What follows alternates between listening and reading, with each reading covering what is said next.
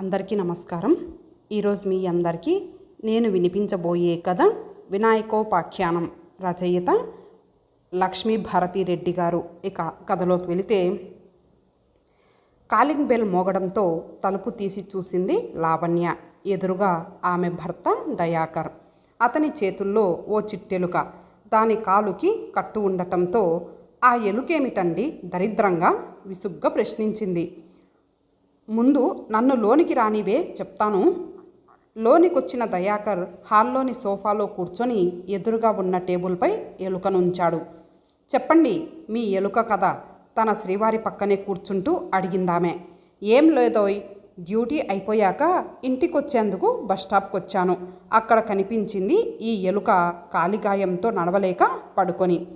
జాలేసి దీన్ని పట్టుకెళ్ళి మూసేసిన హాస్పిటల్ను మళ్ళీ తెరిపించి మందేసి కట్టుకట్టి తీసుకొచ్చాను. ఎలుకను సుతారంగా నిమురుతూ వివరించాడు దయాకర్. కట్టు కట్టారు సరే, ఆపై దాన్ని వదిలేయక ఇంటి వరకు ఎందుకు తీసుకొచ్చారు అని అడిగింది. పెంచుకుందామని. ఏంటి పెంచుకుందామనా? నోరెళ్ళబెట్టింది లావణ్య. అవునే, ఏం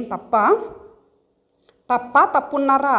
ఇదేం కర్మండి, ఎవరైనా కుక్కల్ని పిల్లుల్ని పెంచుకుంటారు.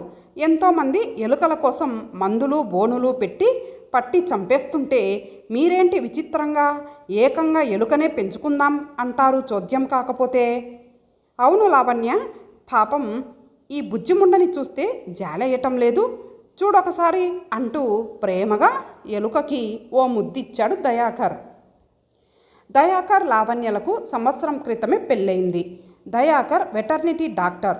మామూలుగా అతని హాస్పిటల్కు ఏదైనా జంతువు, అది గేదో ఆవో ఆంబోతో కుక్కో పిల్లో, ట్రీట్మెంట్ కోసం సంబంధిత యజమానులు తీసుకొస్తే శతవిధాలా ప్రయత్నించి ఆ ప్రాణికి వైద్యం చేసి దాని తాలూకు యజమాని ఫోన్ నెంబర్లు తీసుకొని ఆ తర్వాత పని కట్టుకొని వారికి పదే పదే ఫోన్ చేసి, దానికి ఇప్పుడు ఎలా ఉందండి, నీళ్ళల్లో ఆ డ్రాప్ వేసి తాగించారా, ఫుడ్లో నేనిచ్చిన పౌడర్ వేసి తినిపించారా అంటూ కనుక్కొని అంతా బాగుంది అని అవతలి వైపు నుంచి సమాధానం వస్తేనే కానీ నెమ్మదించని మనస్తత్వం అతనిది. దయాకర్ అనే పేరు అతనికి సరైందే. లావణ్య, పిలిచాడు దయాకర్. ఏంటండి, వంటగదిలో నుంచి జవాబిచ్చిందామె. మన ఎలుకకి పేరు కనిపెట్టేశాను, దాని పేరు వినాయక్. బాగుందా? ఏడ్చి మొహం కడుక్కున్నట్లుంది. అయినా మగమహారాజులు కదా, మీ ఇష్ట ప్రకారమే కానివ్వండి. ఆ రోజు రిపబ్లిక్ డే, మరుసటి రోజు ఆదివారం కావడంతో 2 రోజులు సెలవు దొరికింది దయాకర్కి. రోజు ఉదయం టిఫిన్ టైంలో వారిద్దరే తింటుండేవాళ్ళు. అయితే మధ్యలో మూడో ప్రాణిగా వారి కొడుకో కూతురో కూర్చోవాల్సింది పోయి ఆ స్థానం వినాయకుకి దొరికింది. ఏంటండి తినేటప్పుడు అసహ్యంగా ఈ ఎలుక, చిరాగ్గా అంది లావణ్య. ఎలుక తప్పు, దీనికి నిన్ననే నామకరణం అయిపోయింది. వినాయక్. అంటే వీరంగం, అదే మా ఇంటి పేరు. ఈ ఎలుకకేంటి మీ ఇంటి పేరు తగిలించడం ఏంటి? ఎలుక, కుక్క, చీమ, దోమ అన్నీ ప్రాణులే అంటూ వినాయకుకు ఇడ్లీ పొడి వేసి ప్లేట్లో పెట్టి దాని ముందు పెట్టాడు. ఎప్పుడు తిని ఎరగలేదు కాబోలు. గబగబా ఆరగించేసి ఆనందంగా చిందులేస్తూ కృతజ్ఞతాపూర్వకంగా పల్లికిలించింది. టిఫిన్ అయ్యాక దయాకర్ తయారై, లావణ్య, నేను బయటకు వెళ్తున్నాను అన్నాడు భార్యతో. ఎందుకండి? అదే, మన వినాయక్కు బట్టలు కుట్టించాలి. మార్కెట్ వెళ్ళి దీని శరీరానికి తగ్గట్టు బట్ట కొని టైలర్ వద్ద ఇచ్చొస్తాను. ఓకే? ఎలుకకు దుస్తులా? దయాకర్ టైలర్ షాప్కి వెళ్ళేసరికి టైలర్ బిజీగా ఉన్నాడు. హలో అన్నాడు దయాకర్ టైలర్ వైపు చూస్తూ. సార్ చెప్పండి అన్నాడు టైలర్ వినయంగా లేచి నిలబడుతూ. మా వాడికి ఓ 4-5 డ్రెస్సులు కుట్టాలయ్యా. తప్పకుండా. ఇంతకు మీ పిల్లాడు మీ వెంట లేడు, మరి కొలతలు? సారీనయ్యా అని కింద బోనులోని వినాయకుని తీసి టైలర్ టేబుల్ మీద పెడుతూ, వీడే మావాడు, కొలతలు తీసుకో. సార్ ఇది ఎలుక, దీనికి నేను డ్రెస్సులు కుట్టాలా? నీ పని నువ్వు చేసుకొని కొలతలు తీసుకో, ఎంత కావాలో కుట్టుకూలి తీసుకో గట్టిగా అన్నాడు దయాకర్. కరవదు కదా, నువ్వు దాన్నేమనుకుంటే అది నిన్నేమనదు. సిట్ అంటూ ట్రైనింగ్ ప్రారంభించాడు దయాకర్ వినాయక్కు. అది కూర్చోకపోయేసరికి మరలా సిట్ అంటూ తాను నిల్చున్నవాడల్లా కింద కూర్చొని ప్రాక్టికల్స్ ప్రారంభించాడు. నానా అవస్థలు పడుతున్నాడు. అదేమిటండి? భర్త ప్రవర్తనను చూసి ఆశ్చర్యంగా అడిగింది లావణ్య. మన వినాయక్కు ట్రైనింగ్ ఇస్తున్నానే అన్నాడు ఆయాసంగానే తన పని తను చేసుకుంటూనే. మీ పిచ్చి ముదిరి పాకన పడ్డట్టుంది. కాకపోతే హవ్వా, రామరామ, ఎలక్కి ట్రైనింగ్ ఇస్తారా? కోపంగా అంది ఆమె. ఎలాగైతేనేం కొన్ని నెలలకు వినాయక్కు ట్రైనింగ్ పూర్తి చేశాడు దయాకర్. ఇప్పుడు అది గుడ్ మార్నింగ్ అంటే పాపం పలుకలేదు కదా, అందుకే నిటారుగా నిలబడి పల్లికిలిస్తోంది. హౌ ఆర్ యూ అంటే బాగున్నానంటూ సంకేతంగా గంతులు వేస్తుంది. కమ్ అంటే వస్తుంది, గో అంటే పోతుంది, గుడ్ నైట్ అంటే కళ్ళు మూసుకొని జవాబిస్తుంది. వినాయక్ తినని తిండి లేదు. పిజ్జా, బర్గర్, బ్రెడ్ ఇలా ఒకటేమిటి అన్నీ రుచి చూపించాడు దయాకర్. దానికోసం ఒక లీఫ్ కూడా కొన్నాడు. రోజు సాయంత్రం తీరిక వేళలో ఓ అరగంట రోడ్డు వెంట దానితో షికారు కూడా. చుట్టుపక్కల వాళ్ళంతా నవ్వుతున్నారు మీ విపరీత ప్రవర్తనకి. కర్మ కాకపోతే ఆ ఎలుకను రోజు షికారుకు తీసుకెళ్లడమేంటి? వాగ్యుద్ధానికి దిగింది లావణ్య. ఫ్రెష్నెస్ కోసం లేవే, పాపం దానికి మాత్రం ఎవరున్నారని రోజంతా 4 గోడల మధ్య తిరుగుతూ ఏం ఎంజాయ్ చేస్తుందని ఆమె యుద్ధానికి తెరదించేశాడు సింపుల్గా దయాకర్. లావణ్య కింద కూర్చొని కటింగ్ బోర్డుపై కూరగాయలు తరుగుతోంది. నెమ్మదిగా వచ్చి ఆమె ముందు నిలబడ్డ వినాయకుని చిరాగ్గా చూస్తూ, నీ ఆటలు మా వారితోనే, నాతో పెట్టుకుంటే నరికేస్తా అంది. దానికి అర్థమైందేమో కిమ్మనక అక్కడే పడుకుంది ఆమె వంకే చూస్తూ. ఎందుకో జాలేసి, సరేలే నువ్వు నీ అలక సమ్మడం అని ఓ 2 తరిగిన క్యారెట్ ముక్కల్ని దాని ముందు పడేసింది లావణ్య. చకచక క్యారెట్ ముక్కల్ని లాగించేసి థ్యాంక్స్ అన్నట్లుగా ఎగిరిందది. నవ్వుకుంది లావణ్య. ఇంతలో దయాకర్ వచ్చాడు.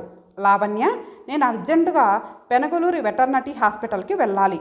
అక్కడ గేదెలు తెలియని జబ్బుతో చనిపోతున్నాయట. నన్ను అక్కడికి వెళ్ళి అక్కడున్న డాక్టర్కి సహాయం చేయాల్సిందిగా ఉత్తర్వు. తిరిగి వచ్చేందుకు 4-5 రోజులు పట్టవచ్చు. నువ్వు జాగ్రత్త, వినాయకుని బాగా చూసుకో, పాపం అసలే లోకం తెలియదు గబగబా తన బట్టలు సర్దుకుంటూ అన్నాడు. లోకం తెలియంది దానికి కాదు మీకు. దాని అదృష్టం అందలం ఎక్కబట్టే మీ కంట్లో పడింది. మహారాజుల అన్ని సుఖాలు అనుభవిస్తోంది. ఆమె గొంతు కాస్త రుసరుసగానే పలికింది. నిజం చెప్పొద్దు. ఏదో లేవే అని నాయనా వినాయక్ అంటూ ప్రేమగా పిలిచాడు దయాకర్. ఎక్కడుందో ఏమో కానీ దయాకర్ గొంతు వినేసరికి పరిగెత్తుకొని వచ్చి అతని ముందు నిలబడింది. విషయం చెప్పి బాయ్ చిన్న అన్నాడతను. బాయ్ అంటూ తన భాషతో తోకాడించింది. క్యాంపు పూర్తి చేసుకుని ఇంటికి వచ్చిన దయాకర్ ముందుగా లావణ్యను పలకరించి కుశల ప్రశ్నలు వేసి ఆపై నాయనా వినాయక్ అని పిలిచాడు గట్టిగా ప్రేమగా. పిలిచి నిమిషమైనా అది రాకపోయేసరికి ఇల్లంతా వెతికి వెతికి వేసారి చివరగా, లావణ్య, మన బుజ్జి వినాయక్ కనిపించటం లేదు, పక్కింట్లోకి కానీ వెళ్ళలేదు కదా, ఓసారి చూసి రాకూడదు భార్యతో కంగారుగా అన్నాడు. ఎందుకు? ఇంతవరకు మీకే పిచ్చి అనుకున్నారు, ఇక నుంచి మీ పిచ్చి నాకెక్కిందని అందరూ అనుకోవాలనా? అయితే నేను పోలీస్ స్టేషన్కి వెళ్ళి కనబడటలేదని కంప్లైంట్ ఇచ్చి వస్తాను అన్నాడు బయలుదేరుతూ. మీకు నిజంగానే పిచ్చి పట్టింది, లేకపోతే ఏంటి? ఎలుక కనిపించడం లేదని పోలీస్ స్టేషన్కి వెళ్ళి మరీ కంప్లైంట్ ఇచ్చొస్తారా? వెర్రి కాకపోతే. ఏం తప్ప? పెంపుడు కుక్కలు పిల్లులు కనిపించకపోతే కంప్లైంట్ ఇస్తున్నారుగా, ఇలా నేను ఇస్తే తప్ప? కానీ ఇది ఎలుక, మీరు కంప్లైంట్ ఇస్తే పోలీసులు నవ్వుతారు, నవ్వితే వాళ్ళ పల్లె బయటపడతాయి అంటూ బయలుదేరాడు. నమస్తే సార్ ఎస్ఐతో అన్నాడు దయాకర్. నమస్తే, ఏం కావాలి? ఎస్ఐ సమాధానం. మావాడు కనిపించడం లేదండి వినయంగా చెప్పాడు. ఎప్పటినుంచి? కొన్ని గంటల ముందు నుంచి. బహుశా ఏ స్నేహితుల వద్దకో వెళ్ళుండవచ్చు, అడిగి చూడండి. లేదు సార్, వాడికి అసలు స్నేహితులే లేరు, వాడికి తల్లి తండ్రి స్నేహితుడిని అన్నీ నేనే. చిత్రంగా ఉందే, స్నేహితులు లేని పిల్లలు ఉంటారని మొదటిసారిగా వింటున్నాను. సరే, ఈ కాగితం మీద మీ వాడి వివరాలు రాసి ఫోటో ఇవ్వండి, అన్ని పోలీస్ స్టేషన్లకు కబురు పంపుతాం అంటూ ఓ పేపర్ అందించాడు దయాకర్కి ఎస్ఐ. సరేనంటూ పేపర్ అందుకొని వివరాలు రాయసాగాడు. పేరు వి వినాయక్, ఎత్తు 4 సెంటీమీటర్లు, పొడవు 6 సెంటీమీటర్లు, రంగు బూడిద రంగు, కళ్ళు నలుపు, బరువు 250 గ్రాములు దాదాపుగా, తోక 2 సెంటీమీటర్లు, తోకొకటే, ఇది గమనించాలి. వివరాలు రాసి ఫోటో అంటించి బాధగా ఎస్ఐకి అందించాడు దయాకర్. అతను అందించిన వివరాలు చదివి ఫోటో చూసి, ఏమిటి తప్పిపోయింది ఎలుక, దాన్ని మేం వెతకాలా, ఏం పోలీసులంటే పని పాట లేకుండా కూర్చునే వాళ్ళం అనుకున్నారా అంటూ నానా మాటలు అని ఆ పేపర్ని దయాకర్ మొహం మీద విసిరి కొట్టాడు ఎస్ఐ. చిర్రెత్తుకొచ్చింది దయాకర్కి. ఎస్ఐతో వాదనకు దిగాడు. అంతేకాదు, ఫైనల్గా తన రిపోర్టు తీసుకుని వెంటనే వెతకటం ప్రారంభించకపోతే జంతు సంరక్షణ డిపార్ట్మెంటు వారికి ఫిర్యాదు ఇవ్వడమే కాకుండా మీ ప్రవర్తనపై ఉన్నతాధికారులకు కూడా ఏకరువు పెడతామంటూ చెలరేగిపోయాడు. చివరకు మిగతా పోలీసులు జోక్యం చేసుకోవడంతో అయిష్టంగానే కంప్లైంట్ స్వీకరించాడు ఎస్ఐ. ఇంటికొచ్చి విసురుగా సోఫాలో కూర్చొని భార్యను కాఫీ తెమ్మని ఆర్డర్ వేసి ఎందుకో కిందకు చూశాడు. వినాయక్ అతని కళ్ళ దగ్గర నిలబడి ఉన్నాడు. ఏరా వెధవా, ఎక్కడికెళ్ళావు? నీకోసం పోలీస్ స్టేషన్కి వెళ్ళి తిట్లు తిని ఆఖరికి ఫైటింగ్ సీన్ వరకు వెళ్ళాను. బడవా బడుద్దాయ్ యూజ్లెస్ ఫెలో థూ అని తిట్టాడనమాట. అతని అరుపులు అర్థం చేసుకుందేమో అతను చూస్తుండగానే పరుగున వెళ్ళి సోఫా వెనక దాక్కొని కొన్ని సెకండ్ల తర్వాత అక్కడి నుండి తలుపు దగ్గరకు వెళ్ళి మూలగా దాక్కొని మరికొన్ని సెకండ్ల తర్వాత అక్కడి నుంచి అతని దగ్గరకు వచ్చి నిలబడి పళ్ళికిలించింది. అప్పుడు అర్థమైంది దయాకర్కు అది దాగుడుమూతలాటలో భాగంగా తను పిలిచినా రాలేదని, తను అనవసరంగా తొందరపడ్డానని. మరోపక్క అది నేర్పించింది తనేనని గుర్తొచ్చి గర్వంగా నవ్వాడు. మీ ముద్దుల వినాయక్ గారు ఇంట్లోనే ఉన్నారు తెలుసా అంది భర్తకు కాఫీ అందిస్తూ లావణ్య.